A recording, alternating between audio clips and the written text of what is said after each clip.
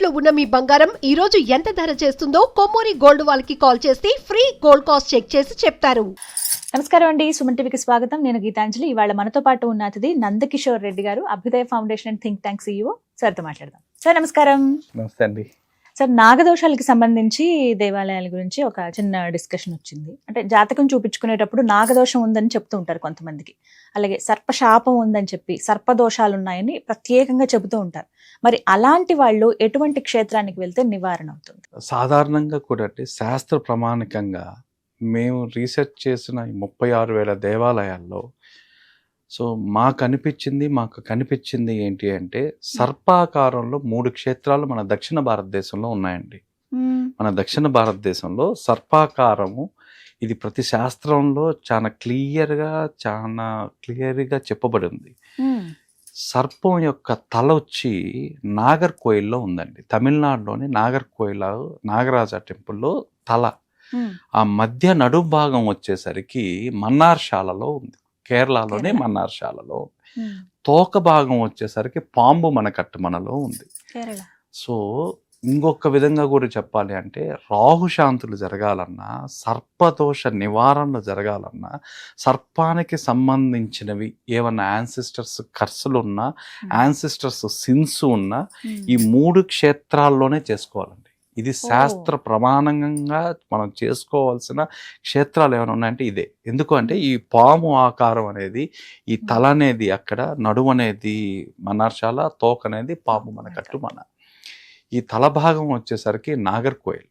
ఈ నాగర్కోయిల్లో సర్పదోషాలకు సంబంధించిన వాళ్ళు, వెన్నుముక సమస్య ఉన్నవాళ్ళు, సర్పాన్ని తల రూపంలో మీకు ఎక్కడన్నా దోషాలు అంటే మీరు పాత దోషాల్లో ఒక ప్యాటర్న్ ఫాలో అయ్యేవాళ్ళండి, వివాహం ఆలస్యం అయ్యేవాళ్ళు కానీ, ఫైనాన్షియల్ బ్లాకేజ్ వాళ్ళకి మీ జాతకంలో మీకు విపరీతమైన యోగాన్ని ఇస్తుంటాయి, జీవితంలోకి వచ్చేసరికి మీకు ఆ ఫలితం అనేది అందదు.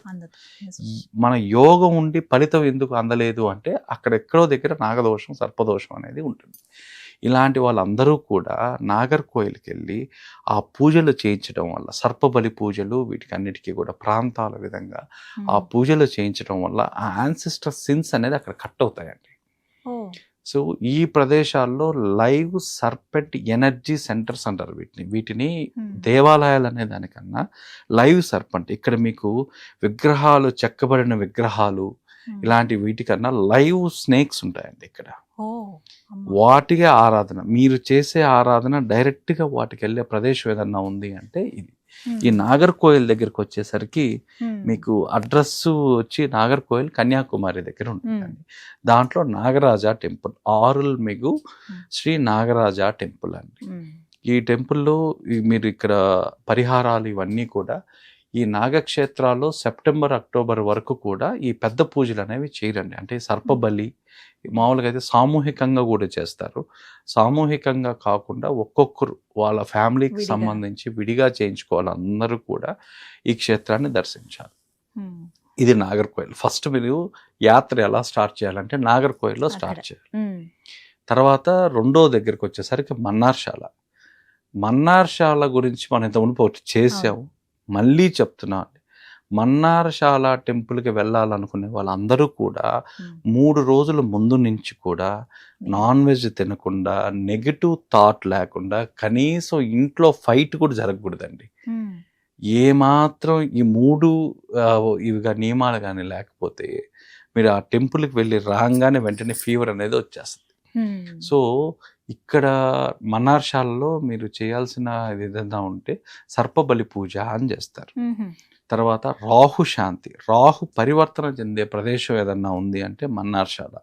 30,000 నాగశిలలున్న ఏకైక ప్రదేశం ఏదన్నా ఉంది అంటే అది మన్నార్శాల. 30,000 నాగశిలలున్న ప్రదేశం. ఇక్కడ లైవ్ స్నేక్స్ మన పక్కనే తిరుగుతుంటాయండి.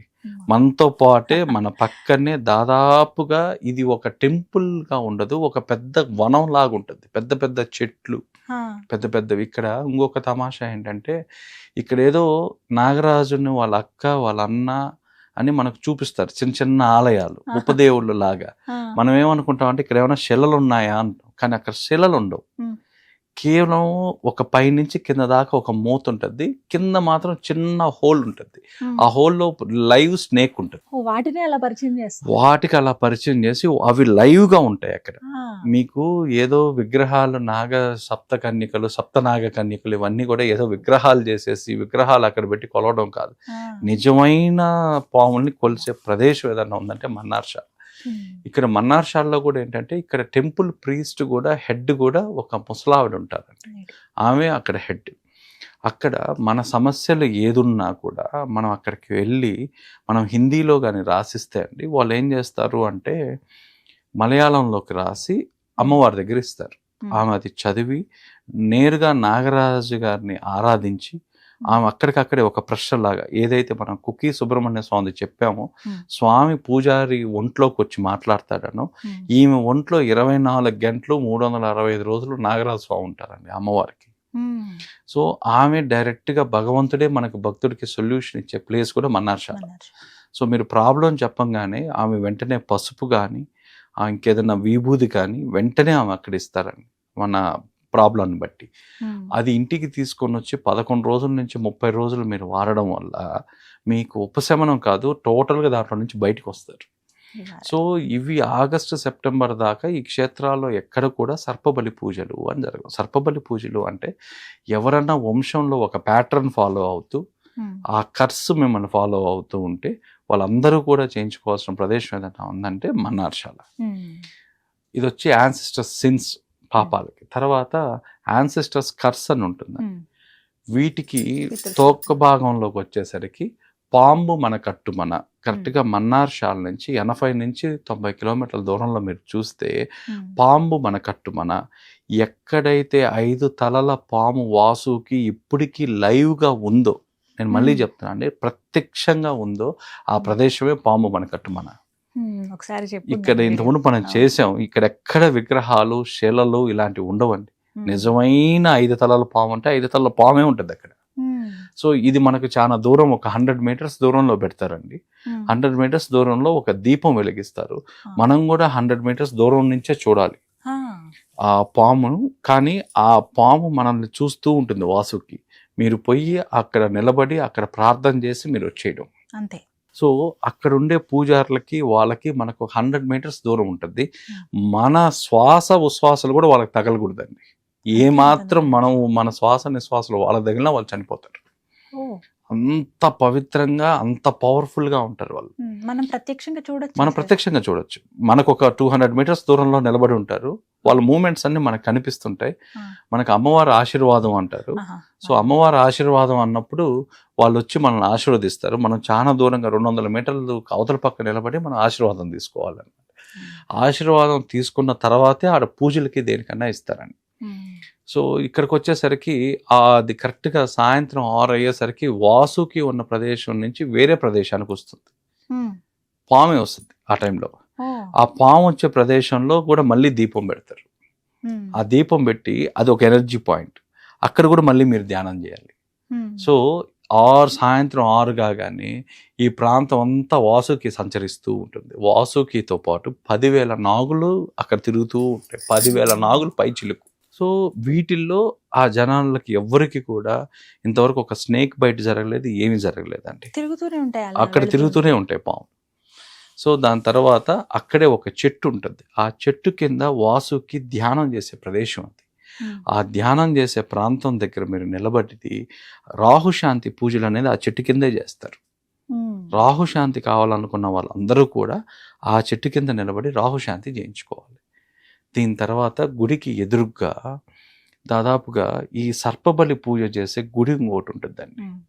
ఇప్పుడు జనరల్గా మీరు పూజలు వ్రతాలు అనగానే విపరీతమైన మంత్రోచ్చారణ వాయిద్యాలు ఇవన్నీ కూడా ఉంటాయి. కానీ సర్పాన్ని ఎప్పుడైతే మీరు ఆరాధించేటప్పుడు నిశ్శబ్దానికి ఉన్న శక్తిని మీరు అనుభవించాలి అంటే ఈ సర్పబలి పూజ పాంబు మనలో చేయించాలండి.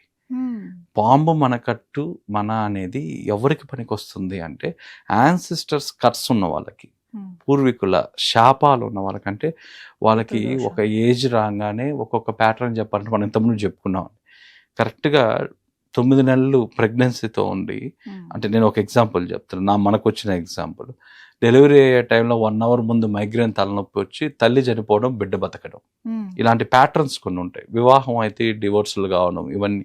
ఈ ప్యాటర్న్ తప్పించుకోవాలనుకున్న వాళ్ళందరూ కూడా ఈ పాంబు మనకట్టుకెళ్ళి వాళ్ళు చేయాల్సిన పూజ ఏదన్నా ఉందంటే సర్పబలి పూజ. ఈ సర్పబలి పూజ ఆగస్టు 27 నుంచి స్టార్ట్ అవుతాయండి. ఇప్పుడు 2 నెలలు ఎవరు చేయరు, 2 నెలల తర్వాత చేస్తారు. తర్వాత ఆశ్లేష నక్షత్రం రోజు చాలా పవర్ఫుల్ ఈ టెంపుల్. ఇక్కడ వచ్చి పూజలు. ఇక్కడ ఇంకొక ఇదేంటంటే ప్రతి ఒక్కరికి వచ్చిన వాళ్ళందరికీ వాసుకి టెంకాయ నూనెతో అభిషేకం చేస్తారండి. వాసుకి టెంకాయ నూనెతో అభిషేకం చేసి ఆ అభిషేకాన్ని మనకిస్తారు. కొబ్బరి నూనె. ఈ కొబ్బరి నూనె ఎలా తాగాలి అంటే నాలుకకి టచ్ కాకుండా తాగాలి. మీరు నాలుక పైకెత్తి ఇలా లోపలికి వేసుకోవాలి. ఇది ఆచారం. ఏ మాత్రం నాలుక టచ్ అయినా మనకు బాగా లేకుండా వస్తుంది. నాలుక అనేది టచ్ కాకూడదు.